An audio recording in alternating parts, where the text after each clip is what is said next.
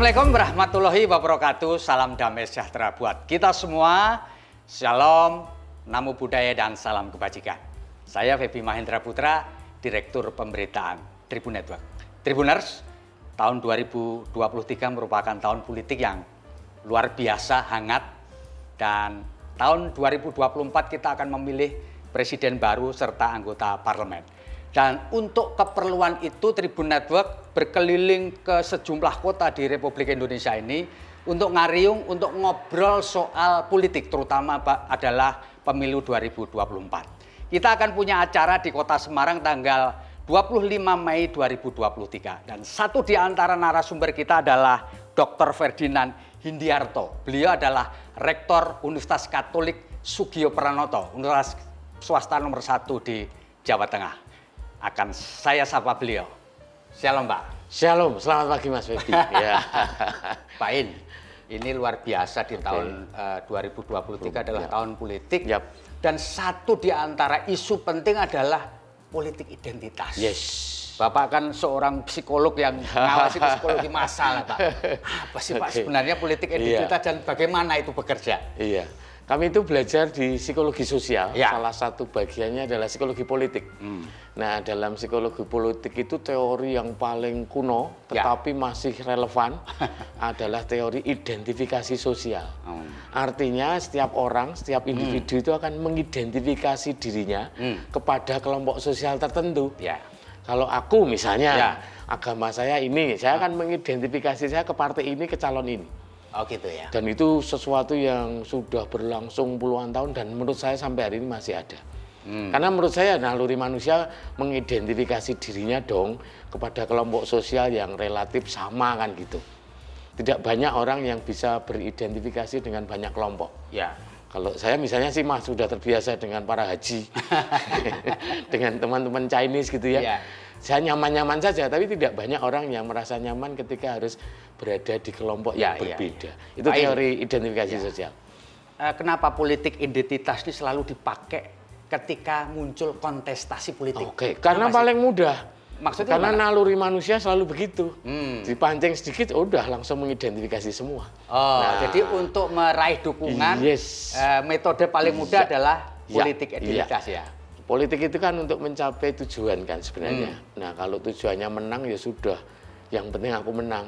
Dampaknya kadang-kadang tidak dihitung gitu ya.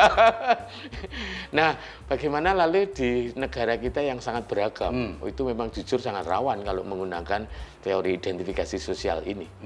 Harusnya, nah tetapi struktur pemilih menarik ya Mas Febi. Saya menduga milenial kan cukup banyak nih 2024. Harusnya kita beralih dong, tidak pakai identifikasi sosial tapi kognitif sosial gitu. Gitu ya. Jadi mencerna pengetahuan, mencerna informasi yang didiskusikan itu bukan ABC tetapi A menawarkan apa B. Nah, yang ditawarkan itu yang harusnya gitu kita diskusikan gitu. Pak In, selain di Indonesia menurut pengetahuan Pak In, mana lagi atau orang siapa lagi di negara mana yang pernah menggunakan politik identitas dan berhasil? Negara yang kita sebut adidaya Amerika, waktu Trump Mbahnya demokrasi lah ya. pakai itu. Nah, gitu ya. Iya. Jadi Trump menggunakan politik identitas untuk meraih dan itu secara dukungan. hitung-hitungan di atas kertas pakai rasionalitas itu kan kalah kan sebenarnya waktu itu. Ya, betul. Tapi yang terjadi kan sebaliknya. Dan dengan cepat itu dikumpulkan masanya melalui identifikasi sosial tadi. Karena itu yang paling mudah. Iya. Pak In bisa dijelaskan sedikit supaya kita mulai alert gitu ya. Dampak yang paling buruk dari identifikasi sosial. Identifikasi soal lalu kemudian meskipun orang itu menang mungkin ya. Apa dampaknya?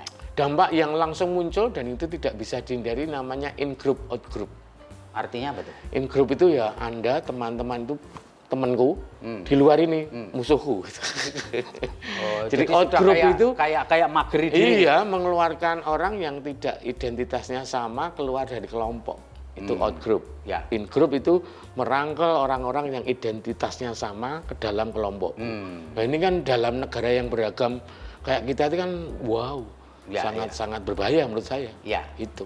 Pak In, kalau Pak In melihat sebenarnya praktek ini kan sudah dilakukan konon kabarnya sejak tahun 2017 lalu 2019 dan sekarang. Kalau Pak In melihat apakah gaya ini atau metode ini masih laku sih. Di tahun 2024 ini kira-kira iya. masih laku nggak nih? Sebenarnya kalau bicara seperti ini, entah itu calon, entah itu konsultannya kan mempelajari. Ini pernah dipakai berhasil, ini pernah dipakai berhasil. Ya kan arahnya kan begitu kan. Kalau konsultan analisisnya seperti itu. Ya sama kayak pelatih bola deh, kemarin pakai strategi ini menang ya dipakai lagi. Gitu ya. Tetapi saya jujur punya sebuah secuil harapan di sana ketika pemilih generasi milenial itu cukup besar persentasenya, saya berharap anak-anak muda ini yang awareness tentang keberagaman jauh lebih baik. Jujur netizen itu punya awareness itu lebih kuat. Ya. Jadi kalau ada apa-apa kan netizen cepat sekali berteriak, wes gitu. Nah itu saya berharap dari situ. Ya. Lalu pemilih muda ini harusnya juga menggunakan lebih banyak rasionalitas. Tetapi memang ya kita itu selalu terbalik-balik Mas Febi. Kenapa itu? Terbalik-baliknya Terbalik-balik entah itu mau milih bupati, wali kota, gubernur sampai presiden pun. Ya. Yang muncul pertama itu sosok. Harusnya gimana? Harusnya itu kapasitas dan kompetensi. Oh, syarat dan ketentuannya ditentukan dulu gitu ya. Terus? Lalu siapa yang punya kayak gini, minimal mendekati, baru muncullah sosok. Gitu. Misalnya ya kita. Kalau sosoknya dulu apa yang terjadi? Ya kita itu terjebak dipaksain gitu. Terjebak pada profil bukan kompetensi. Oh gitu. Ya sekarang ini kan banyak orang yang tidak muncul mungkin punya kompetensi yang jauh lebih baik misalnya. Tapi karena sosoknya nggak pernah muncul gitu ya. Jadi itu yang sering terbalik dan menurut saya selalu terbalik gitu. Jadi misalnya kalau di universitas ini seorang rektor itu harus punya kompetensi ABCDE. Nah, siapa yang orangnya punya? Gitu. Baru ada beberapa baru pemilihan gitu. Bukan orangnya dulu yang dimuncul. Iya, nggak bisa gitu. Tapi itu menjadi kebiasaan kita yang pelan-pelan harusnya kita mulai belajar. Misalnya Indonesia 2045 dengan segala tantangannya itu sebuah masa depan menurut saya yang sebuah visi yang sangat indah gitu kan.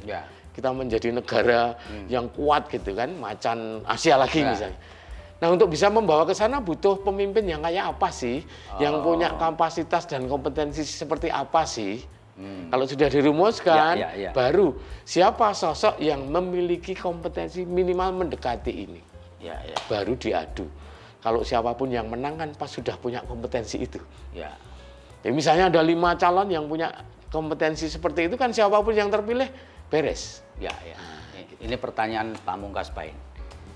Untuk menghindari polarisasi seperti terjadi 2017-2019 yang sampai sekarang sisanya masih ada ya kira-kira. Apa sih yang mesti kita lakukan? Ya, Mas, politik identitas itu sangat berat dan panjang efeknya. Oh gitu ya. Harusnya kita bisa mikir risiko itu. Maka kalau saya sih, kekuasaan itu sebenarnya untuk apa gitu? Kalau kekuasaan itu untuk kesejahteraan ya harusnya tidak pakai itulah. Memang tidak mudah menghindari itu, tetapi mohon maaf kita harus sadar betul posisi kita, status kita, keadaan kita itu sangat beragam. Dan keberagaman ini sebenarnya kekuatan kita. Gitu sih. Nah kalau saya terus dikampanyekan. Kampanyekan aja. Saya kalau ditanya misalnya solusinya apa ya, anak-anak milenial yang harus kita jadikan garda terdepan. Gitu ya, Pak. Ya, karena mereka sudah menikmati keberagaman, berinteraksi dengan semua orang di seluruh dunia, lewat dunia maya sih. Tetapi itu melatih mereka untuk, saya bisa dengan siapapun gitu loh. Tidak harus mengidentifikasi diri saya ke kelompok saya gitu. Itu ya Pak? Itu dong. Baik, Tribuners, ada memang para politisi, sejumlah politisi dan konsultan politik yang menyebutkan politik identitas itu biasa saja, usual saja di mana-mana ada. Tapi Dr. Ferdinand Hindiarto mengingatkan kita, jangan main-main loh, dampaknya akan luar biasa. Terima kasih Pak Rektor. Sama-sama Mas Febi. Demikian Tribuners, moga-moga ngobrol kita bermanfaat. Assalamualaikum warahmatullahi wabarakatuh. Salam damai sejahtera buat kita semua. Om Santi Santi Om, Namo Buddhaya, salam kebajikan dan jangan lupa tetap bahagia.